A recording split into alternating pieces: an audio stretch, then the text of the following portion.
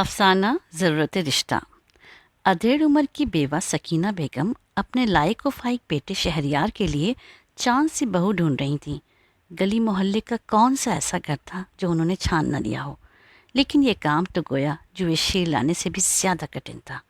دروازے پر دستک ہوئی تو سکینہ نے اپنی بیٹی کو آواز دی کہ کنڈی کھول دے۔ دروازے پر رحمت بی بی کھڑی تھی۔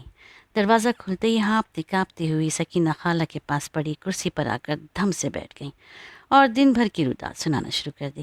سکینہ خالہ نے ٹوکتے ہوئے کہا کہ بی بی ادھر ادھر کی سناتی رہو گی کہ ہمارے کام کی بات بھی بتاؤ گی؟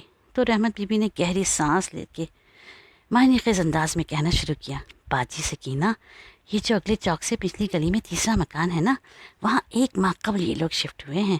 2 بیٹے اور 2 بیٹیاں ہیں۔ ابا کاروبار کرتے ہیں پلاٹوں وغیرہ کا، اور بھائی کسی کمپنی میں ملازم ہے۔ ایک بھائی شادی شدہ ہے، اس کی بیوی ماں بننے والی ہے، اس لیے میکے میں ہے۔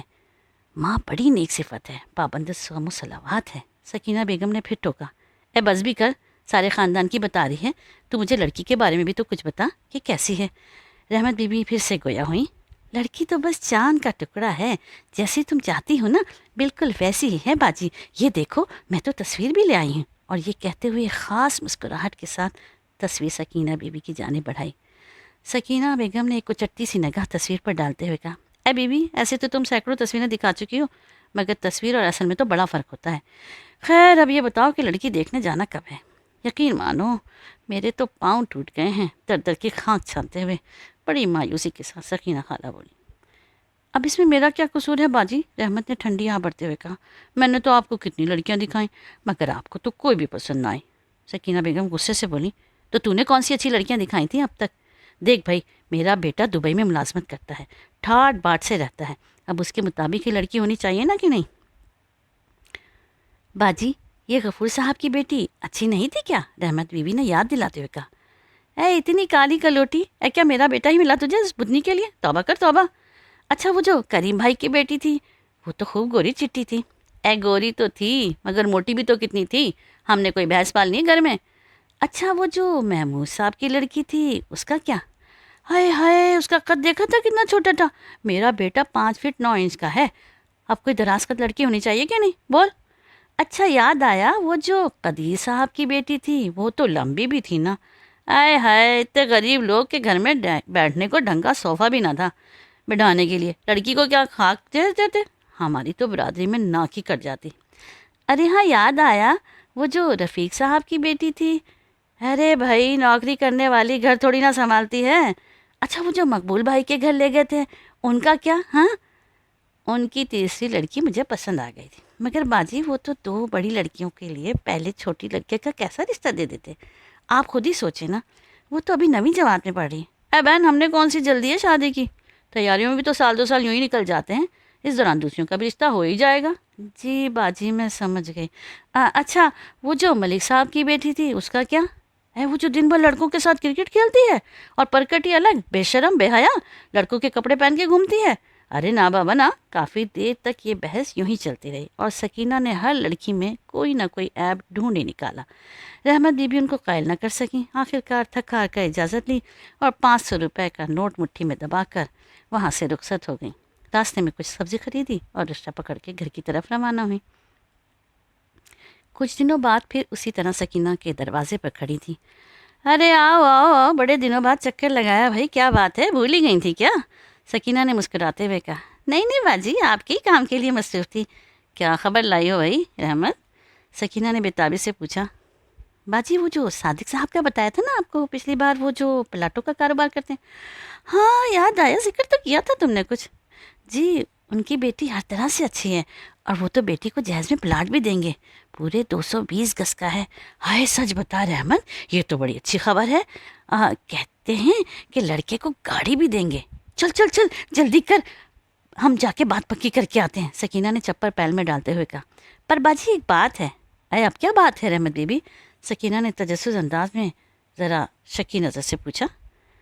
جی وہ ہاں ہاں بولنا، دراصل کیا بات ہے اور بتا بھی دے۔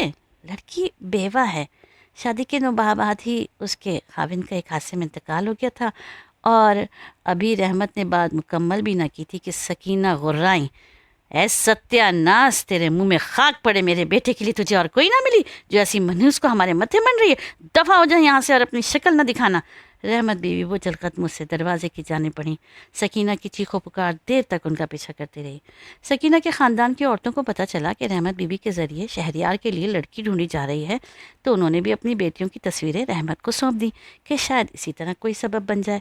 اور رحمت بی بی اس بار پوری امید کے ساتھ سکینہ بیگم کے سامنے کھڑی تھیں۔ انہوں نے سکینہ کو مخاطب کرتے ہوئے کہا، باجی مجھے تو خیال ہی نہ آیا کہ آپ کے خاندان میں ایک سے بڑھ کر ایک لڑکی موجود ہے۔ یہ دیکھیے، یہ آپ کے جیٹھ کی بیٹی سائمہ۔ ہاں بھائی، لڑکی تو بہت اچھی ہے، اپنے خاندان کی بھی ہے، مگر اس کے ماں باپ نے کبھی ہماری عزت نہیں کی۔ اب جب میرا بیٹا دبئی میں جا کر ملازم ہو گیا تو اب انہیں رشتہ جوڑنے کا خیال آ گیا۔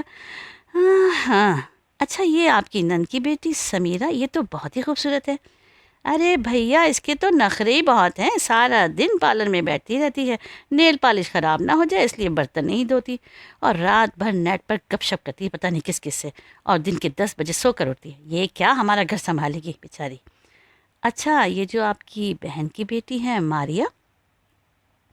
ہاں مجھے پسند بھی تھی، مگر میرے بھائی کے بیٹے زیاد سے اس کی منگنی ہو گئی تھی، پھر خاندانی جھگڑوں کی وجہ سے منگنی ٹوٹ گئی۔ اب اس کو بہو بنا کر لاؤں تو خاندان بھر کی ناراضگی نہ مول لوں، یہ نہیں ہو سکتا بھائی۔ جی ٹھیک ہے باجی، اور یہ جو آپ کے بھائی منور کی بیٹی ہے شہلا، وہ تو بہت ہی نیک ہے۔ ہاں اچھی تو ہے، مگر میرے بیٹے سے 2 سال بڑی بھی تو ہے، تو کیا ہوا باجی، اس سے کیا فرق پڑتا ہے؟ دیکھو بی بی، لڑکی لڑکے سے کم از کم 5 سال چھوٹی ہونی چاہیے، تبھی صحت مند بچے پیدا ہوتے ہیں، اور یہ بات تو ساری دنیا کو اچھی طرح معلوم ہے۔ اور خاندان کی لڑکی لانے کی ایک اور مصیبت بھی تو ہے کہ ہر بات خاندان میں پھیل جاتی ہے، کوئی بھی بات راز نہیں رہتی، گھر کی بات گھر میں نہیں رہ سکتی۔ ہاں باجی، آپ ٹھیک کہتی ہیں، میں بھی سوچ رہی تھی کہ گھر میں اتنی ساری بچیاں خاندان میں ہیں، آپ غیروں میں کیوں رشتہ کرنا چاہتی ہیں؟ اور ایک بار پھر رحمت بی بی سکینہ کو قائل کرنے میں ناکام رہیں۔ اسی طرح مہینے اور پھر سال بیت گیا۔ شہریار 1 ماہ کی چھٹی آیا، اس دوران اپنی بہن زینب کی شادی ماموں کے بیٹے زیاد سے کروائی۔ کچھ دن ماں کے ساتھ رہا، دوستوں اور خاندان والوں سے ملا، سیر سپاٹے کیے، گھر کی بالائی منزل کی تعمیر کرائی اور واپس چلا گیا۔ گو کہ سب لوگ اس کو گھر بسانے کا مشورہ دیتے رہے، مگر نہ ہی ماں نے اس کی بات کی شادی کے لیے، اور نہ ہی اس نے شادی کی خواہش کا اظہار کیا۔ سکینہ ملنے جلنے والوں کو بیٹی کی شادی کی تحفے اور فلم دکھاتی رہیں، اور اسی طرح 1 سال اور بیت گیا، اور شہریار پھر چھٹی آیا، مگر اس بار وہ اکیلا نہیں تھا، اس کے ساتھ ایک انگریز عورت اور 2 بچے بھی تھے۔ سکینہ کچھ سمجھ نہ پائیں کہ یہ کیا ماجرا ہے۔ شہریار نے ماں کو کمرے میں لے جا کر بتایا کہ یہ اس کی منکوہا ہے، اور یہ اسی کے بچے ہیں، اور یہ بچے اس کے پہلے شوہر سے ہیں جس سے وہ طلاق لے چکی ہے۔ اتنا سنتے ہی سکینہ فرش پر چکرا کر گر پڑی۔ جب ہوش آیا تو شہریار ان کے قریب بیٹھا تھا۔ اس نے رندی ہوئی آواز میں ماں کو بتایا کہ ایک حادثے میں وہ شدید زخمی ہوا، اور ڈاکٹروں نے اسے بتایا کہ وہ کبھی باپ نہیں بن سکتا۔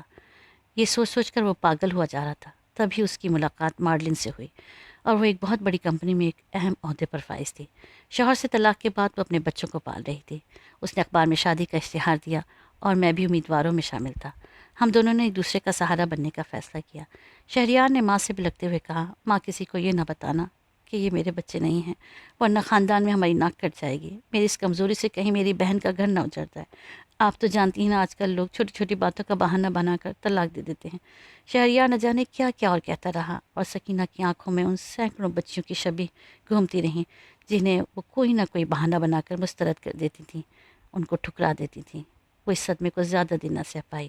فالج کا اٹیک ہوا، اور پھر چند ماہ بعد وہ اس جہان فانی سے کچھ کر گئیں۔